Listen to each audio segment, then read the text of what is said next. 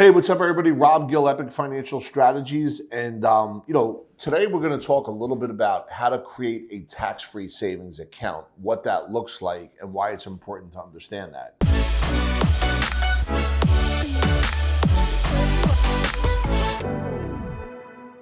There is times that, we'll have folks that'll come into the office and, they may have, they could be exiting out of the wealth accumulation phase and have an IRA that's worth $1 million, maybe $2 or $3 million, maybe $500,000. By the way, I'm not a fiduciary, just speaking in general terms.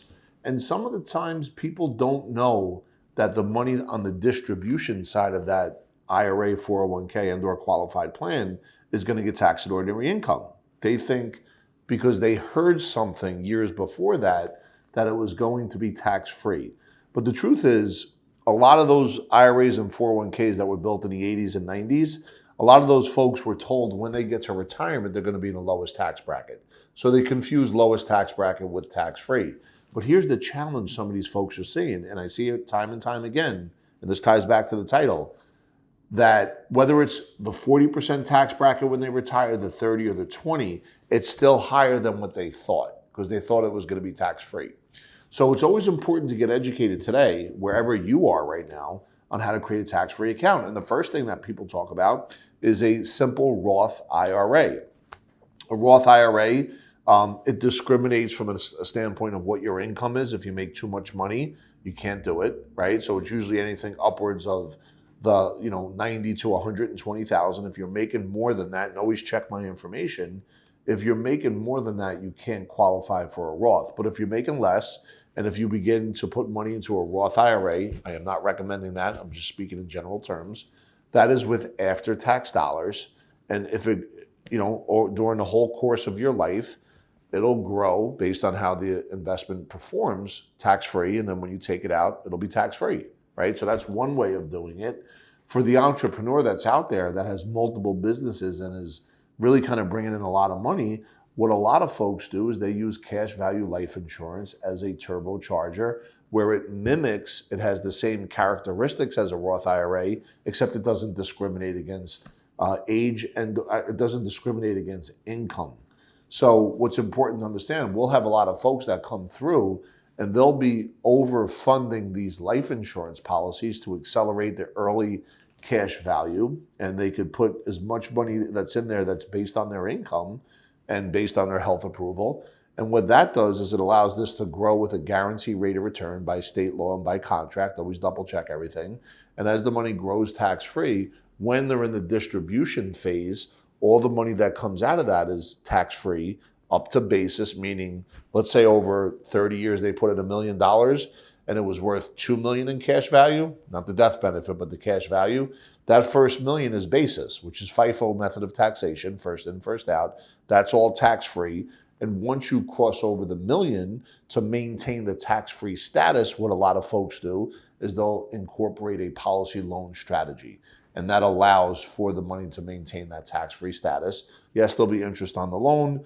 And the theory there is, hey, listen, there's going to be dividends that can help offset the interest on the loan, but it still gives you the ability to have this money come back to you tax-free. So you're probably saying, Rob, that's great. I'm 30, and that means I'll have all kinds of tax-free money when I'm 65. What about now? And that's a great question. And with the Roth IRA, as that money is growing, it's a little bit more challenging to access it versus the money inside your cash value life insurance plan. Because as your money is building cash value, and the reason why we like to overfund it early is because a lot of these traditional whole life policies take a little bit of time to grow their cash value.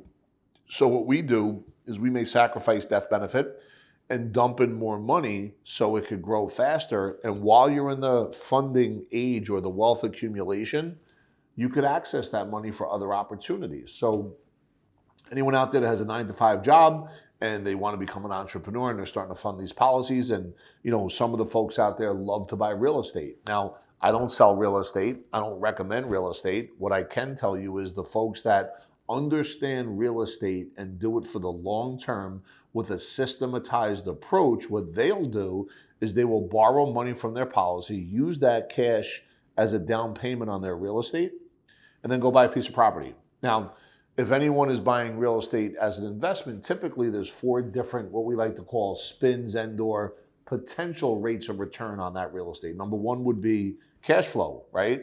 You bought the property, there's a renter that comes in, the mortgage is X amount, the rent is higher, that's positive cash flow. The other rate of return would be a mortgage interest write-off. The property was 200 grand, you put 40,000 down, the difference is an interest, you get to write that interest off.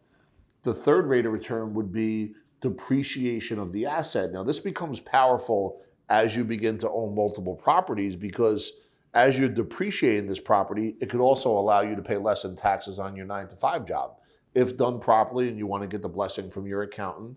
And last but not least, if you buy a property today, your goal later on in life is to sell it at a profit. So those are 4 potential rates of return. If you want more information on how to deploy these strategies, go ahead and click the link below. Keep your checkbook in your pocket. It's for free. It's called the Epic Financial Freedom Map, and it takes you through a strategy or strategies on how to really get your mind right and being able to use this money in a multiplier fashion that I just spoke about.